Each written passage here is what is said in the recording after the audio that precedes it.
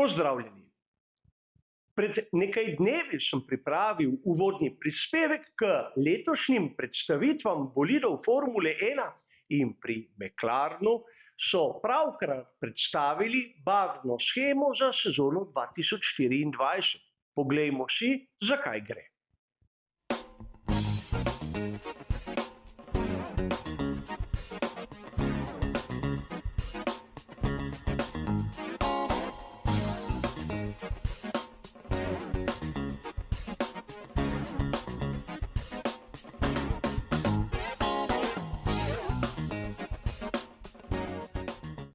Na začetku moramo poudariti, da so pri McLarenu sami priznali, da gre za samo predstavitev nove barvne sheme. Namreč bolid, ki se bo imenoval McLaren MCL 38, bo predstavljen 14. februarja. Ampak vseeno, dobili smo kar nekaj zanimivega materiala in 3, po mojem mnenju, zanimive točke, o katerih velja diskutirati in razmišljati. A verjamem, da na samem začetku marsikoga zanima, kaj pravzaprav gledamo na teh posnetkih, na teh renderih. Namreč marsikoga bo bolid, ki ga vidimo, spominjal na nekaj. Namreč je to neka fantazijska vaja, je nekaj, kar je oddaleč podobno, naprimer Red Bullu RB19, ali gre v resnici za McLaren MCL 60. Če smo pravzaprav natančni in če smo spremljali razvoj samega McLarena MCL 60, bomo videli, da so seveda pri ekipi iz Wokinga uporabili svoj model iz sezone 2023. Le da po veliki nagradi Singapurja je le-ta postal izjemno podoben Red Bullu RB19, čeprav so bile neke razlike, ki so tistemu, ki se malce bolj poglobi v študijo bolidov, same po sebi umevne. In naprimer, če pogledamo samo ta posnetek, bomo videli, da na tistem, kar so nam pokazali na predstavitvah barvne sheme letošnjega McLarena, naprimer na bočni strukturi, ni tistega značilnega preloma, ki smo ga videli pri Red Bullu, in naprimer zgornja vstopna reža je čisto drugačnega koncepta, ker je prirejena za pogonski sklop Mercedes in ne Honda. A seveda gre za malenkosti, ki nam pa dokažejo nekaj, da ni bil Aston Martin v lanski sezoni tisti bolid, ki je bil nekakšna kopija ali najbolj navdihnjen strani Red Bulla, temveč je to bil McLaren, kot sem mnogokrat poudaril v starejših prispevkih. In sedaj še trenutek za ime bolida, ki ga bomo spremljali v letošnji sezoni pri ekipi McLaren. Potrjeno je, da se bo le-ta imenoval MCL 38. Lani smo gledali MCL 60, ker so pri McLarenu praznovali 60. obletnico obstoja. Leto poprej pa MCL 36. Torej, preskočili so številko 37, ker so lani, podobno kot pri Ferrariju, obeležili nek jubilej. In seveda, danes se bomo ustavili predvsem pri 3 točkah pri analizi same predstavitve barvne sheme. Najprej se bomo ustavili pri estetskem vidiku, gre za barvno shemo.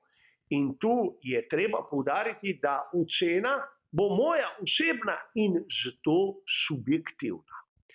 Nato v drugi točki bomo nekaj minut porabili za komercialni vidik.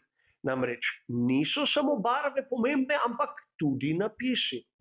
In nazadnje nekaj trenutkov še za tehnični vidik barvne sheme, kjer bomo videli, da tudi ta lahko vpliva na tiste lastnosti, ki jih ima bolid. Poudaril sem, da naprimer bolid je prav tako hiter in prav tako počasen, ne glede v kakšno barvo je odet, ampak v koliko barve je pa seveda druga zadeva. A pojdimo k naši prvi točki, k samem estetskem vidiku. In tu lahko takoj opazimo neko spremembo. Izginila je tista svetlo modra barva, ki smo jo bili navajeni v prejšnjih sezonah. Sedaj je v resnici McLaren samo oranžni. Marsikdo bo sedaj dejal, saj se vidi tudi črno barvo in kar precej jo je.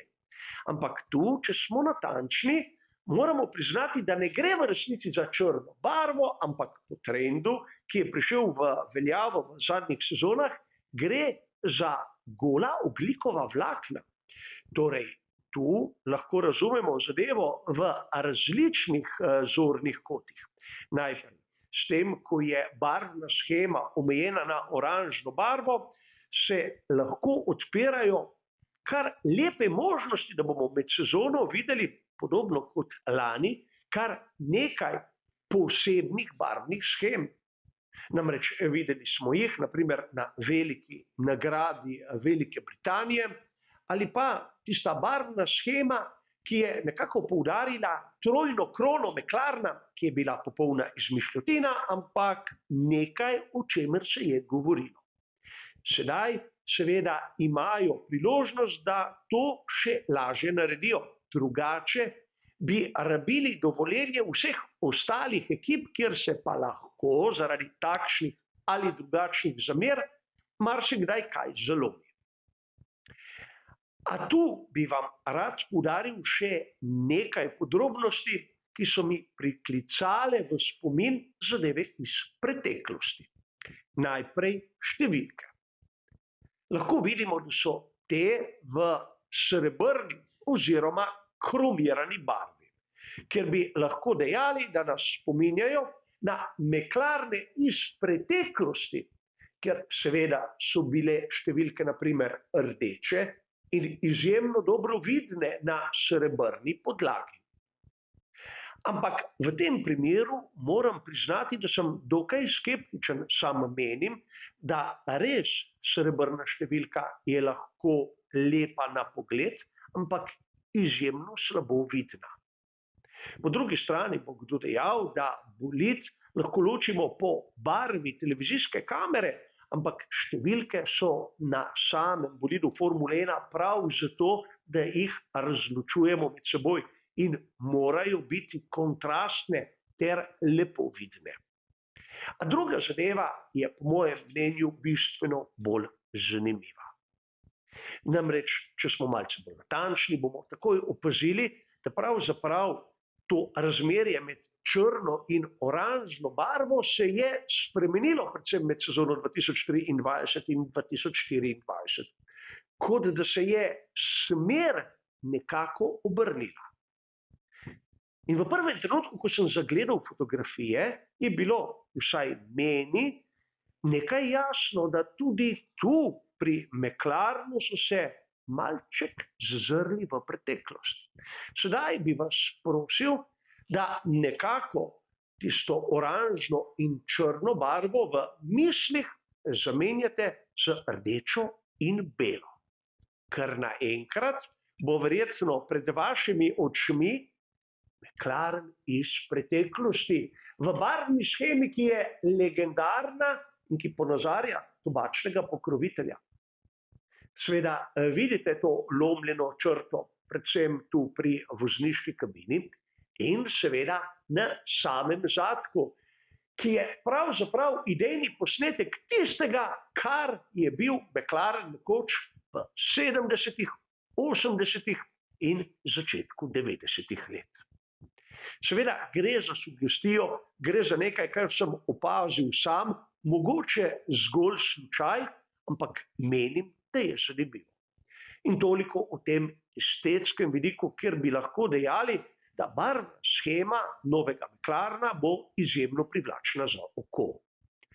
A drugi vidik, ki je po mojem mnenju prav tako pomemben, je komercial. Kar se tiče tistih glavnih pokroviteljev, menim, da velikih pretresov ni bilo. Na samem boku vidimo na predstavitvi seveda napis Oxy in seveda gre za podjetje, ki je bilo že prej prisotno na samih bolidih ekipe McLaren, tisti vuz pa seveda je z manjšim napisom prisoten kot običajno, naprimer na končnih ploščah prednjega aerodinamičnega stabilizatorja. Ne dvomim, da v nadaljevanju se bodo ti napisi tudi nekako spreminjali, si bodo zamenjevali položaje, zato na to ne bi polagal prevelike pozornosti. A pozabiti ne smemo na to, da pri McLarenu so izgubili, po mojem mnenju, zanimivega pokrovitelja, ki je bila Coca-Cola, dobili so energetsko pijačo Monster, ukradli so jih dobesedno pri Mercedesu, čeprav tu na predstavitvi njihovih napisov ni bilo videti. Mogoče šele 14. februarja bomo videli, kaj pravzaprav se bo zgodilo in ali bo ta napis energetskih pijač nekako spremenil celotno podobo bolida. In ne smemo pozabiti na tretjo točko. Vrnili so se tudi pri Estrela Galicia, osebnem pokrovitelju Carlosa Sainza mlajšega, ki je bil prisoten že na McLarenu v tistem obdobju, ko je španski voznik delil garažo seveda z Landom Norrisom. Gre za to, da k Ferrariju prihaja Pironi in dva pivovarja na enem bolidu ne moreta biti skupaj. Zato so se vrnili k McLarenu, kjer pa je njihov napis, dovolite mi izraz, izjemno skromen, izjemno diskreten. A globalno gledano ni videti, da bi pri McLarenu prišlo do kakšnih velikih sprememb, kar se tiče pokrovitelja. Vsi tisti glavni, vsi tisti pomembni so tam, kjer so mu jih pustili lani. In tudi kakšnega velikega prihoda, razen omenjenih, seveda ni bilo. Na koncu še tista točka, ki se bo marsikomu zdela sporna, tehnični vidik barvne sheme. Namreč govoril sem pri estetskem vidiku, da pravzaprav pomanjkanje barve na določenih delih govori o tem, da pravzaprav bodo lahko spreminjali to barvno shemo na določenih dirkah s prav posebnimi edicijami. Ampak obstaja še druga možnost. Manj barve, nižja masa, manj materijala. In tu lahko vidimo nek trend, ki je prisoten v Formuli 1 v najmanj zadnjih 3 sezonah. Nižanje tiste mase do meje, ki je določena v samem tehničnem pravilniku. Namreč, če pogledamo zopet, kaj smo videli v sezoni 2023 in to primerjamo s predstavitvijo barvne sheme za letošnjo sezono, je tudi oranžne barve bistveno manj kot lani. Kar pomeni, da pravzaprav so začeli praktično odstranjevati res vse, kar ni bilo nujno potrebno. In tudi s tem lahko vidimo, kako se pri McLarenu išče meja. Rad bi vas opozoril, da v zadnjem delu sezone je bil McLaren MCL60 verjetno prvi zasledovalec samega Red Bulla RB19 in tudi z takimi malenkostmi so se lahko potrudili, da bo letošnji MCL38 še bližje. Videli bomo, kaj nas čaka na sami predstavitvi. Kar se tiče barvne sheme, seveda bo pa to vse. Hvala za vašo pozornost in nasvidenje.